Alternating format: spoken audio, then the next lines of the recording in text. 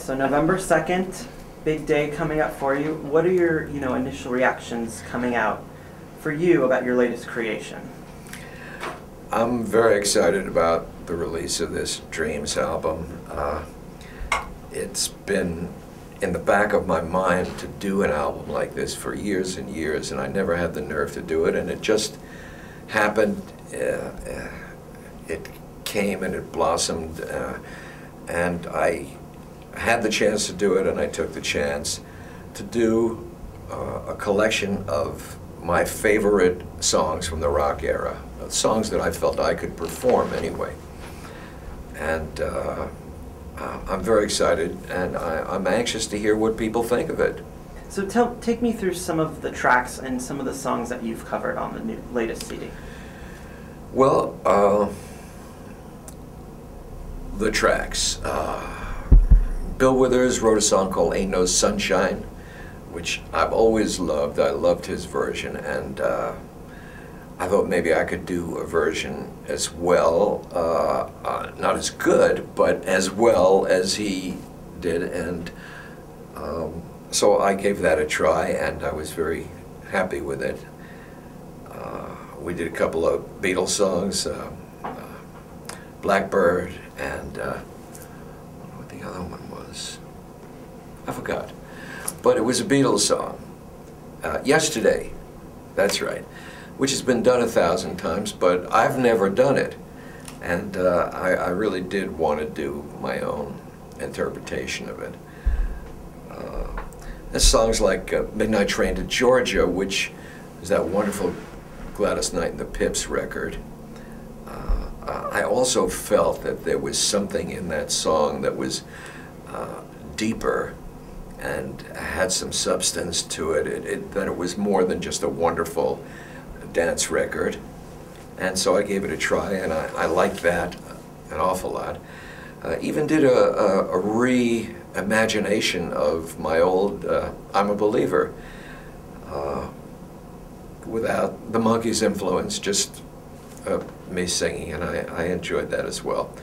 But there are 14 songs like that that I consider really primo songs, wonderfully written, brilliant lyrics and music, that I've always wanted to sing. So this album gave me the chance to sing them and to put them all out together in a single collection. And what do you hope, your fans are so crazy for you, they're obsessed with you, your concerts, sell out all the time. What do you hope the fans, your hardcore fans, come away with in the record? Well, I hope that my fans love the record, love the music, love my performances. I know they love the songs already.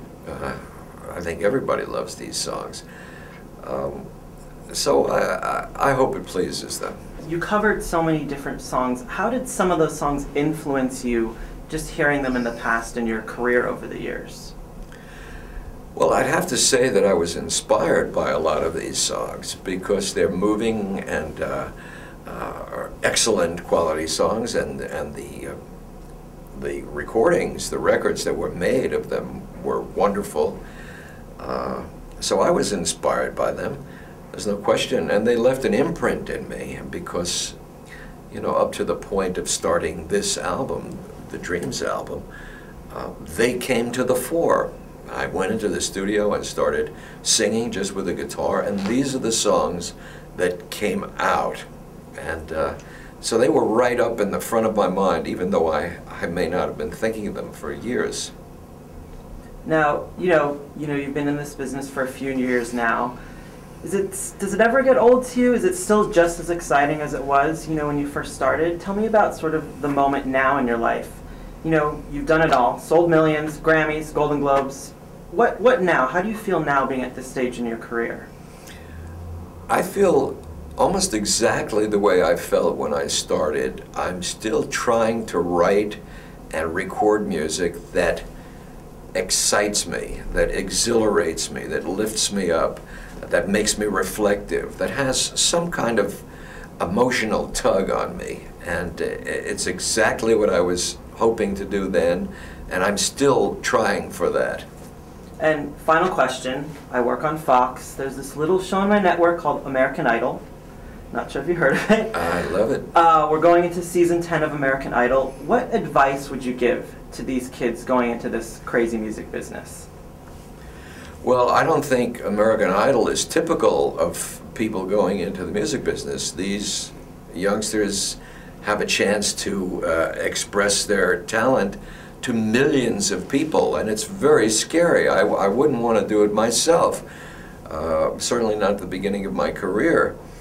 But the best advice I can offer people is to love what you're doing, love your work, and be ready to work, work, work.